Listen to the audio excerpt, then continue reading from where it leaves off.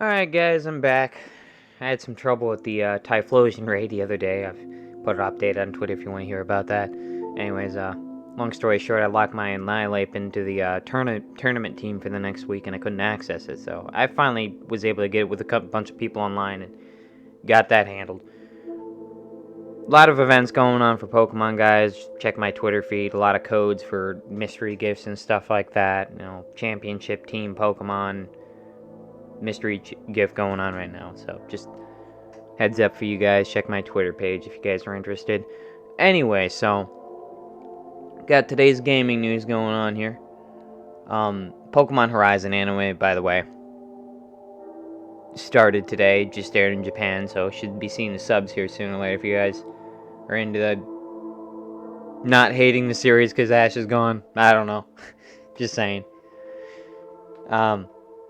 Tears of the Kingdom appears to take place a few years after Breath of the Wild, and they had a event. No fly. They had an event the other day. They showed off more the final trailer before the game actually comes out. Most people don't watch them. I certain things I'll try to keep spoiler free, but then other things it depends. So just fair warning, guys. There may be some spoilers on my Twitter for certain things that I may post.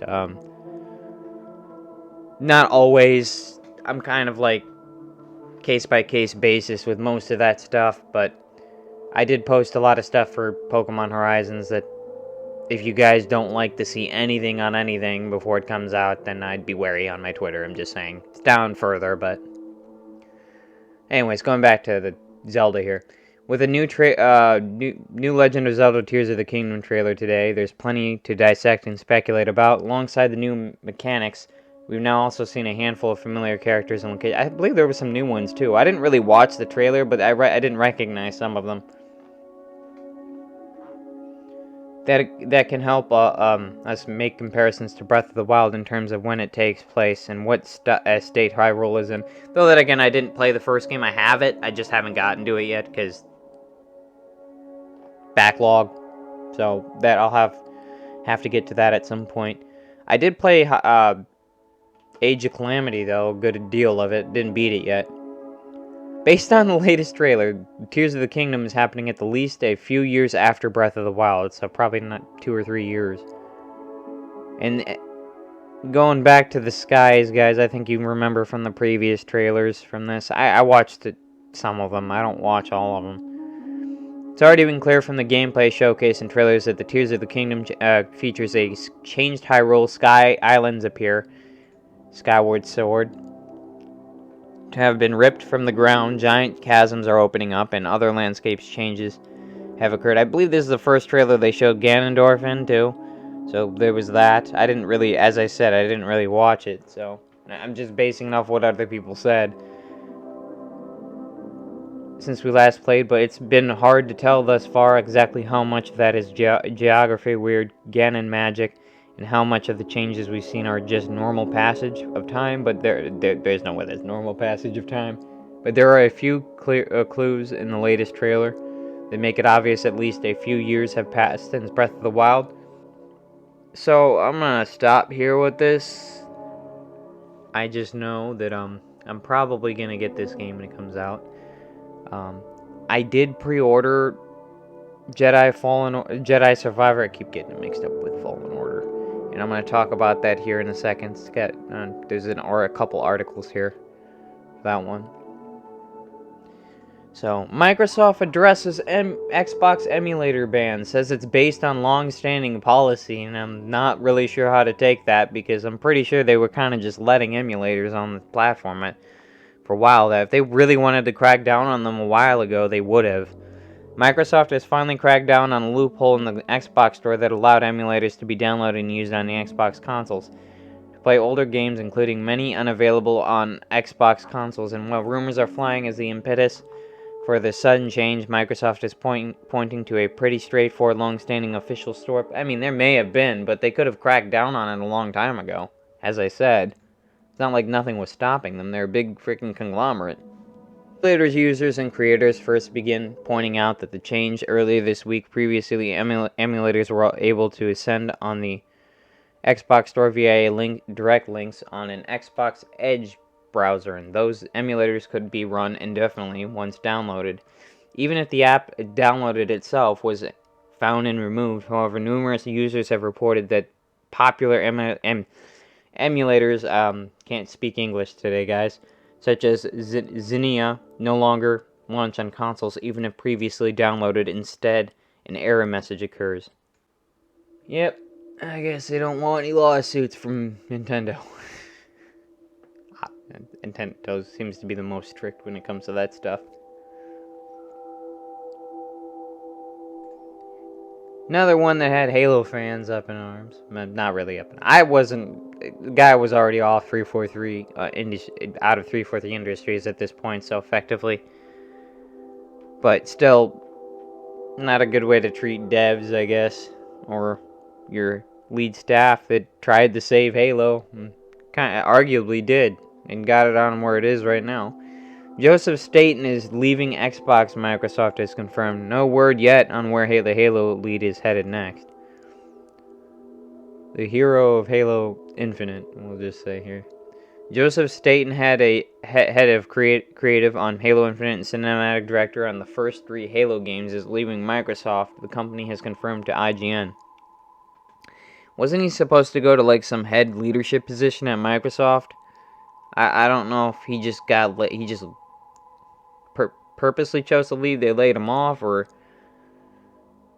just, yeah, I don't know. In its message, Microsoft did not say where Staten was headed next, nor the reason he was leaving Microsoft after. Yeah, that's... I don't want to say. We're grateful for Joseph Staten's contributions to the Halo franchise and Xbox as a whole. A statement from a Microsoft spokesperson reads, "We wish him all the best in his new adventure." Staten himself took to Twitter to comment on IGN's report, saying, "Hey folks, I'm indeed leaving Microsoft. I'll have more info to share soon, but for now, I'd just like to thank all my Xbox colleagues for all their understanding and support as I embark on a new adventure." Staten has long been one of the best-known names behind the Halo franchise, been cinematic director on Combat Evolved, OG stuff, Halo 2, and Halo 3, and have served as lead writer on Destiny and Wild with Bungie. I didn't even know he was... that must have been the early years before Bungie lost the rights to Halo. Like, or basically sold the rights to... I don't think they lost them, per se. They sold them to Microsoft. But anyway, yeah, craziness. Dead Island 2 has some surprisingly high PC requirements. Blah. Windows 10, you need Windows 10 as a baseline. AMD Core i7, blah blah blah. 10 GB RAM, AMD Radeon RX 480, and Nvidia GTX 160, 70. It's the minimum requirements. That's not even the whole main stuff here. Windows 10, obviously, AMD Ryzen 5, Intel Core i9 9900. I think this is one of the higher grade ones. Yeah, I don't know. 16 gigabytes of RAM, recommended. AMD Radeon RX 6600 XT, Nvidia RTX 2070 Super. I think I have a mid-range card in my PC, to be honest with you guys. So this is about... my PC may just be able to run this. The bare minimum. Not bare minimum, but like above a bare minimum by a bit. I don't really use my PC for gaming, to be honest, as much, but I just saying. This is a 180p too, so this is not even 1440 or 4K. Windows 10, AMD Ryzen 7 7700X, or Intel Core i5 1260. No, 12,600, my bad. Numbers, am I right? 16 gigabytes RAM, AMD Ryzen RX 6750 XT, and Nvidia RTX 3070. This is a mid-range card for the Nvidia RTX series. And 70 gigabytes of storage. Windows 10, Ryzen 9 for the ultra specs. I would assume you need this to run at least 4K or something. This is basically all the same. You need a Ryzen 9 CPU. I have the mid-range for this CPU, so 16 gigabytes of RAM doesn't really matter anyways, because I can only run 1440 at the max right now, because that's what my monitors are. AMD Radeon RX 6950 XT and Nvidia RTX 3090.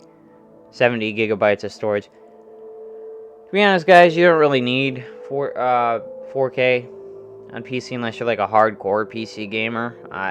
I'm not. I'm just saying, I just use mine for streaming sometimes and editing, with the occasional game playing sometimes. Not all the time. Last time I played games on my PC was like probably more than 6 months ago. I mainly play consoles. COD Modern Warfare 2 and Warzone 2 Season 3 Battle Pass is packed with operator skins, and this is one of the Battle Passes that I'm actually seriously considered getting, because I jumped into Call of Duty for the first time in 5 months, I want to say. Ever since it came out, I think I only played like the first 2 months, maybe 2 months and a half, so before Christmas I remember playing. But you got Alejandro and Valaria as the two main character content, skins for operators. And that's all I want to say on this one, because I'm going to be moving on. I post a lot of the stuff on Twitter for this. Most of you guys are grinding. I know how that feels. And I got trying to move through these a bit quicker because I'm already on 12 minutes. Microsoft is bringing PC Game Pass to 40 new countries. Hold on. It's not loud, is it? The expansion for the subscription service starts today in places like Costa Rica, Iceland, and Ukraine. Expansion. Okay. Hold on, let's see. PC Game Pass offers first. Oh, PC Game Pass. Okay. I think it's already available in America. When you buy Game Pass, you automatically get it for PC. I think I have it on my thing. These are all the countries. I'm just going to leave them in the description with the article like I always do. So if you guys want to look through that, you can. Estonia, Georgia, Guatemala, Honduras, Iceland. There's a lot there, so. PS5 sales surging in the UK while Switch and Xbox drop off, which isn't really that surprising to me, because I'm pretty sure most people that want an Xbox already have an Xbox already. And you don't really need to buy the high-end much, because Game Pass, if you're not a hardcore Xbox player, so you get the S and then call it a day. Sales for the PlayStation 5 have increased by 180% in the UK during the first quarter of 2023 when compared to the same period in 2022. This helped push the consoles market overall with a 24.2% increase in sales overall during the same time period compared to last year.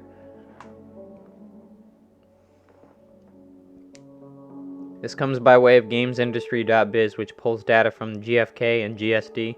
Despite success of the consoles overall in this market, Nintendo Switch sales are down. I don't think we're surprised by Nintendo being down, because they haven't put out any new hardware that people would actually jump over, like a Switch 2, in a long time. I don't know. That doesn't surprise me, though it was still the second best selling console. Quarter 1, 2023, Xbox Series X and S sales were down by 18%. This means PS5 was the main driver of console sales overall during this time period. PS5 was still difficult to find during the first quarter of 2022, but now its availability has improved, making it easier to find from retailers. Still second place, even though Switch doesn't have any new hardware. Amazing. Anyway, so Nvidia announces GeForce RTX 4070 graphics cards, so apparently they're just now coming out. Some of these articles are taken from last week, guys. So Nvidia has officially announced the GeForce RTX 4070, the fifth graphics card in the company's RTX 4000 series. I think this is supposed to be. Isn't this supposed to be the mid-range? I could be wrong. I haven't really been keeping up to date with a lot of the PC parts. Using Nvidia's Ada Lovelace architecture, the RTX 4070 features 12 gigabytes of GDDR6X of memory. This is like the new types of RAM sticks that they have in the graphics cards that will eventually trickle down into RAM later. I think we have GDDR5 now on the RAM sticks from like the sticks. Memory and launches on April 13th. Nvidia touts that the GPU will deliver 1440 gaming at 100 plus frames per second with ray tracing and DLSS 3 enabled. The RTX 4070 is a more affordable GPU, costing $599 to $200 less than the RTX 4070 Ti's MSRP. The parts, they constantly have different iterations of them. This is supposed to be the mid-range, I think. Will still be a bit steep in price. RTX 4070 is still more affordable than the RTX 4080 and 4090, both retailing over $1,000. Which I think these are both the high end. These two. It gets kind of blurred every generation. I just can't keep track of it all, guys. Okay, moving on. Enough about PC parts. It's making my head explode. Coruscant is a playable planet in Star Wars Jedi Survivor, but it may not be open world. So, I got Coruscant. Finally, we can go back to Coruscant to see that planet works. Star Wars Jedi Survivor director Stig Asmussen, I probably butchered that, has revealed Coruscant to be one of the planets featured in the sequel, though it may not be a fully explorable open world. I'm actually interested to see what kind of abilities and stuff you can unlock in this, because I would imagine that there's some new ones. Star Wars Jedi Survivor has a colossal file size on PC, so if you guys are playing this on PC, those looking to join Cal Kestis and the Mantis crew on their next adventure will need to clear some hard drive space. Uses hard drives anymore on the PC. SSDs, guys, what are you doing? The whopping 155 gigabyte file size. This puts Jedi Survivor on par with the likes of Red Dead Redemption 2, which demands 150 gigabytes of available space for its vast open world and increased level of detail. That means it's a pretty freaking big game, so. Because Red Dead Redemption is by no means no small game. Craziness. And last one on the list, guys, Suicide Squad killed the Justice League, officially delayed to February 2024. So, not if people weren't hating on this game already for various reasons. Now it just got freaking delayed again.